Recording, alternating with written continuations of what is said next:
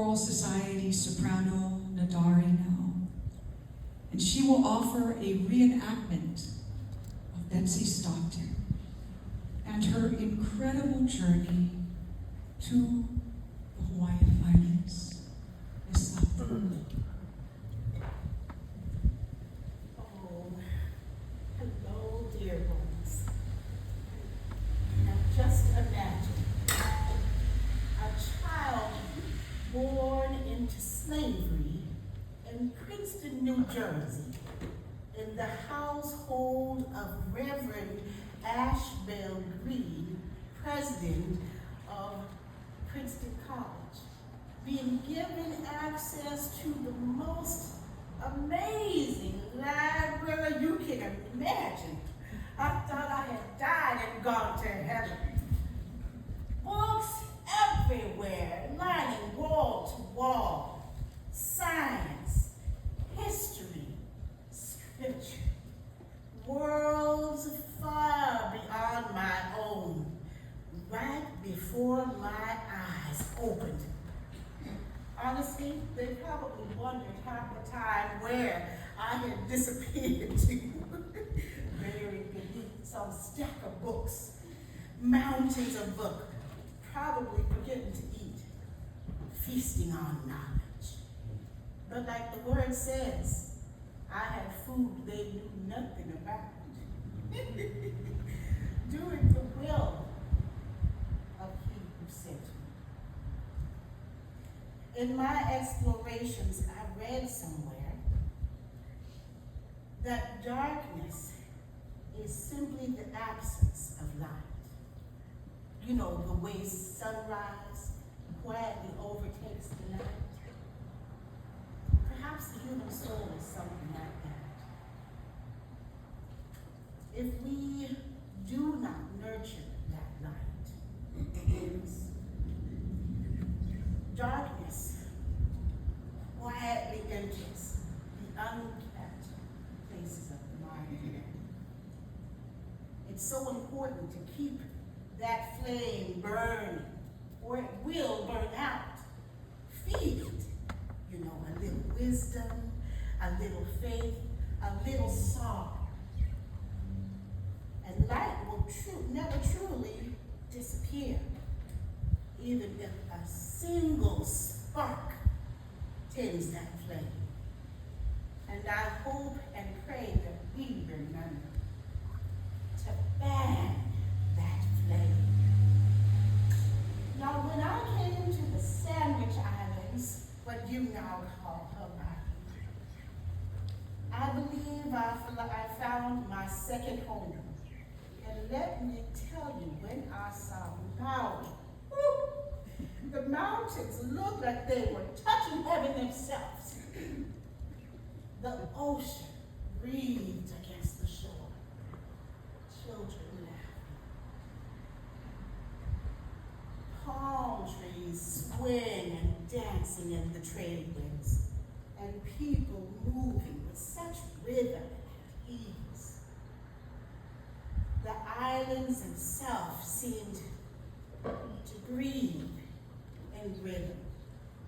I remember thinking, oh my, have these people actually found paradise? And after my first real Hawaiian sunset, well, I thought, Lord, I may never go home. People deeply connected with one another. To the land, to the story. I witnessed stories carried not only in books, but in chant, in movement, in breath, held in belly, and in because among my own people, memory lived the same way in the body. Stories passed down from elders, what we call the mills. The next generation in living song and spoken word. And I recognize it here too in Hawaii. The kahuna preserved that wisdom, much as our griots did.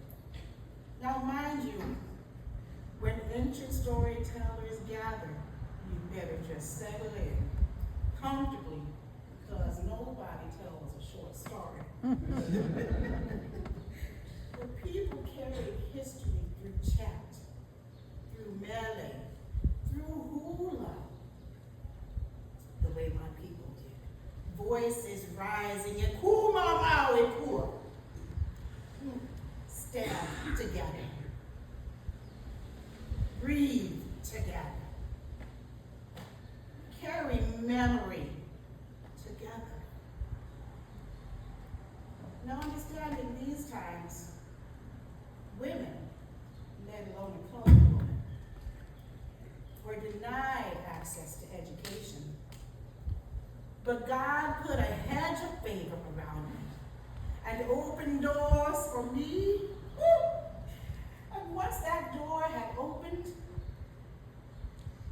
there was no stopping me after that. The desire to share what I learned burned like fire shut up in my bones. It was a fiery light. God would not allow me to hide under a bushel. And with the blessing of the Ali'i, Queen Kamamalu, and King Liho, King Kamehameha II, we opened the very first school in Lahaina for the Maka'ainana, children of everyday families. The Ali'i welcomed me so warmly, not formally, but with curiosity, with kindness, with something called Aloha. They invited me to sit with them, to tell story, to listen, to share breath and memory together, soul to soul. And somehow, generations later, the stories still sing from Princeton to Hawaii, through teachers, through storytellers, through music, and even now, through your very own Susan Dupree. The flame continues to travel, quite literally. My people sang through sorrow, through testing, through moaning, creating beautiful testimonies that still speak, extending through years, through gratitude. You know, the soul remembers its ancient thoughts. In the beginning, when the Creator breathed life into humanity, placing that sacred the breath of life, into us. First in Adam, creation resonated. Our living atoms began to resonate in song. This is why we are called living songs. Living songs, songs of light, songs of hope, songs that refuse to die. I pray you share your little light from Malka to Makai and never stop singing.